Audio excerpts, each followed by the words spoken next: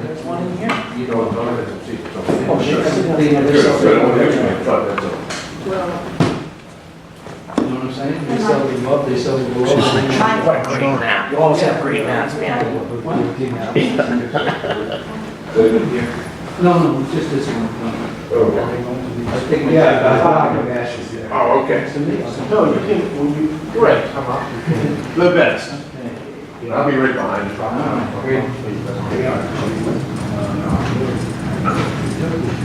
Hi.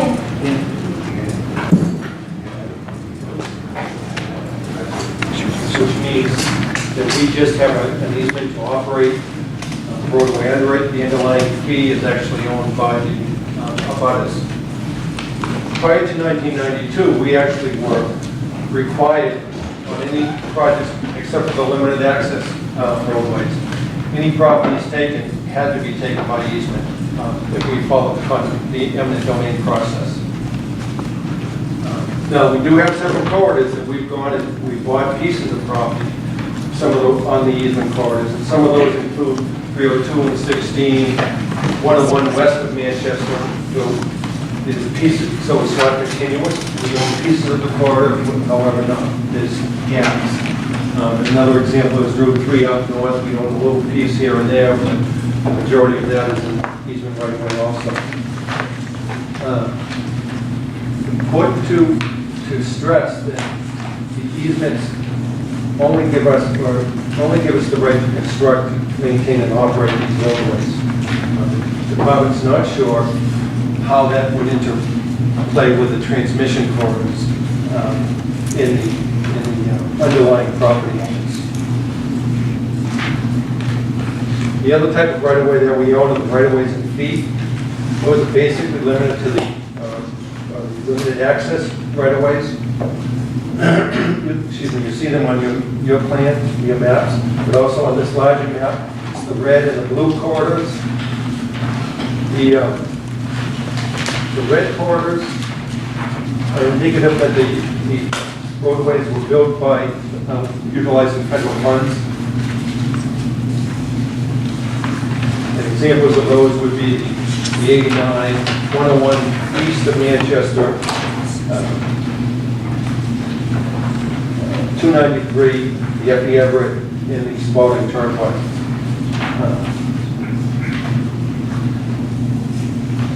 93 is pretty unique.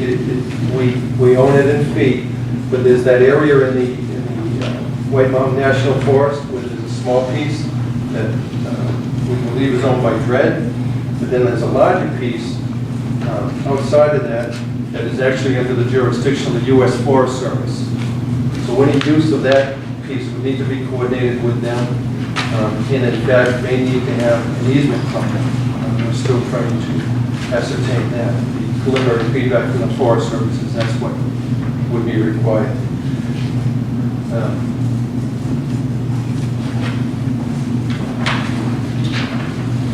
The other thing to stress is the uses of these would need to be evaluated based on federal regulations and federal law as it pertains to the longitudinal installation of utilities within the rights of way. The turnpike portion, again, is a little less restrictive. We would naturally be obligated to meet the needs of any of the bonds and the bonds holders and the investors. However, there's a little more flexibility on that. And those, again, like I mentioned before, are the F.E. Everett and the Spalding Turnpike. Very quickly, moving on to the rail corridors throughout the state. And those are shown as orange, purple, and green on your handouts. The purple are the abandoned corridors, the orange are the state of New Hampshire owned inactive, and the green are the active rail corridors. There is in the preparation of this meeting, some of these corridors date back to the 1800s, so there'd be a little more research required. But what it appears is that we own some of them in fee, while others are still held in via easement. So again, we have to deal with the underlying property owners to utilize those.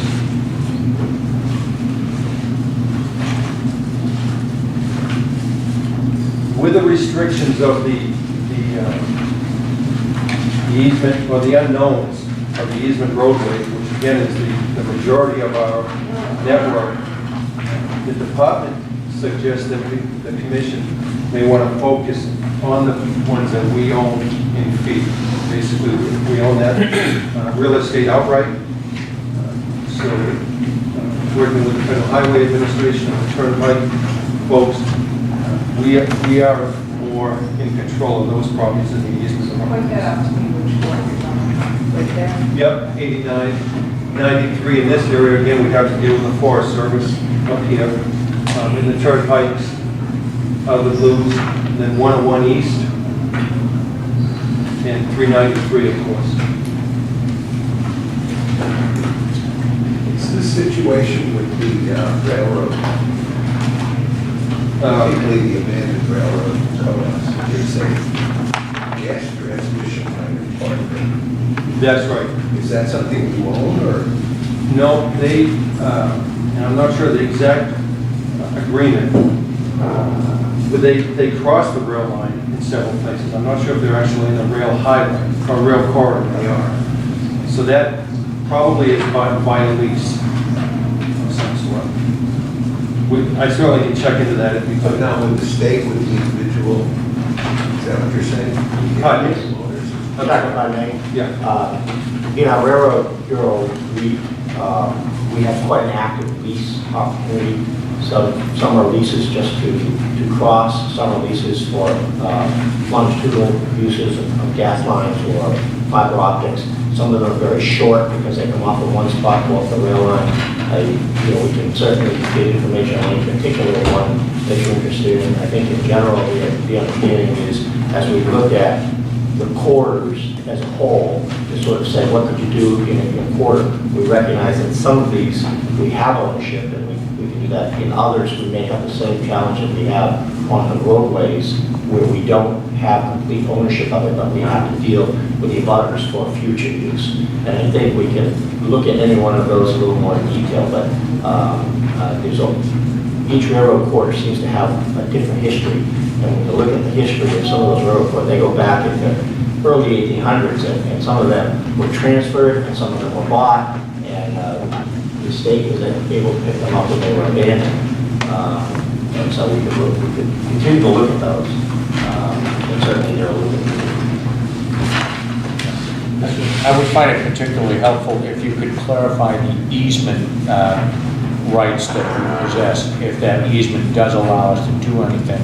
Sure. And I understand the railroads, some of it's still owned by Guilford Railroad and so forth. Well, what I believe we have included here are just the railroads that are under state of New Hampshire ownership. Just that we have not shown those railroads that are owned by other firms. If we could clarify the easement situation. Sure. I think that would be helpful. In the roadways? On the roadways. Yep. I can give you an example of the Commissioner's return of summary for 1956, and this is the typical wording that you'll find in all of them. This is for a piece of Route 3 in Lancaster. On the opening paragraph, basically introduces the commission and so on. And it says, we have determined that for the accommodation of the public, there is an occasion for the laying out or alteration of the highway petition for, and we therefore lay out a relocation of the Daniel Webster Highway in the town of Lancaster. So that's in the beginning. Then as you work, and it goes through and lays out, identifies the center line. And in closing, it says, in addition to the highway thereby laid out, the commission includes herewith the right to extend and maintain any slopes and embankments that may extend beyond the limits of said highway, and the right to construct and maintain drainage in accordance with the proposed new highway construction as indicated on the plan referenced in the package. And any damage that may be occasioned. So you see the point, it's very, very specific to the roadway components. It being the belief of the undersigned that the highway hereby laid out will fulfill the requirements of the public car laws to the width, the least amount, or at the same time occasion, the least amount of damage or inconvenience to the landowners. And then it defines how much each landowner must pay for the impact. I missed that word again. To the convenience in the beginning, to the convenience of the public, is that what it said? In the opening paragraph. Yeah.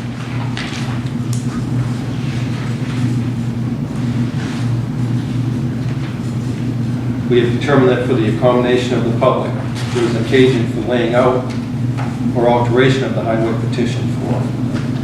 To the public. Yes.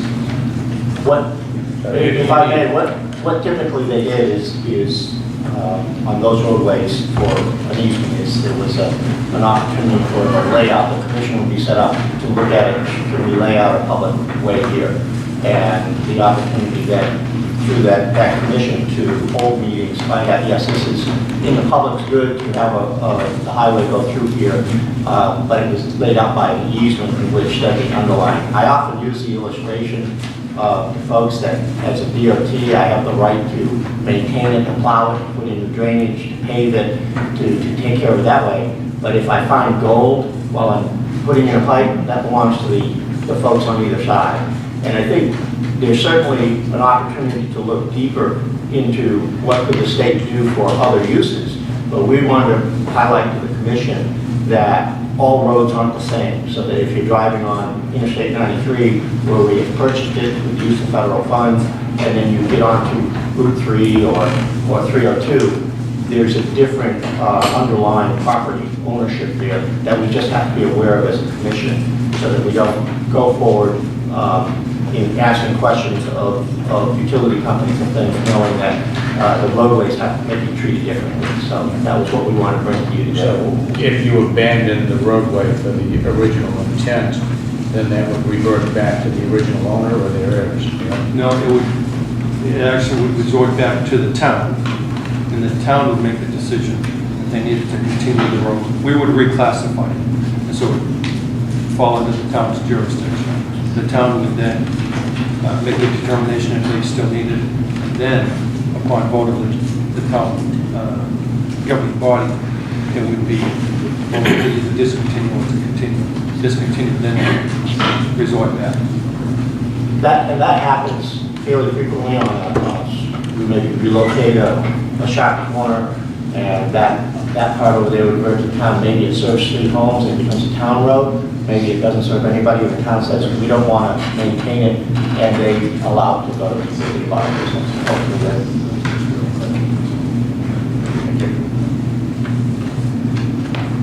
I just, thank you, Chuck. One thing that is in your packet as well is a few years ago, Federal Highway Administration did provide some guidance to states for working with the Federal Highway Administration on longitudinal application of utilities. We just shared that to knowing that when we purchase these right-of-ways with federal funds, certainly they have an interest. They want to be sure that their investment is protected, that the state doesn't do something that may hinder the original use of those federal funds. So I provide that just so that you can see that we would be in partnership, we would be working with them. Again, by way of acknowledging on the commission that there is we don't have, as a DOT, complete authority to do what we want to. We have partners that are invested in the system, similar with the turnpike, Chuck alluded to the bondholders, things of that sort.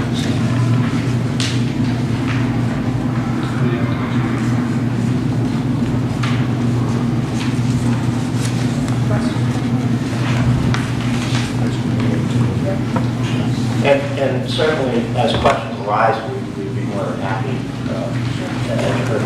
We're going to be here, so we'll keep, offering. So we'd like to keep that in future meetings. The matter. Has DOT ever been approached by New Hampshire utilities who uses the right-of-ways for construction of distribution and transmission lines? Yes. Obviously, distribution lines going on. Yep. I not so much in recent years, but several years ago, we were approached quite often. At that point, we have a utility accommodation manual, and it did not allow for that, so they were not allowed. We do have a gas line that's owned by another state agency that does go down this portion of the Spalding Turnpike and so on, and that is thereby agreement.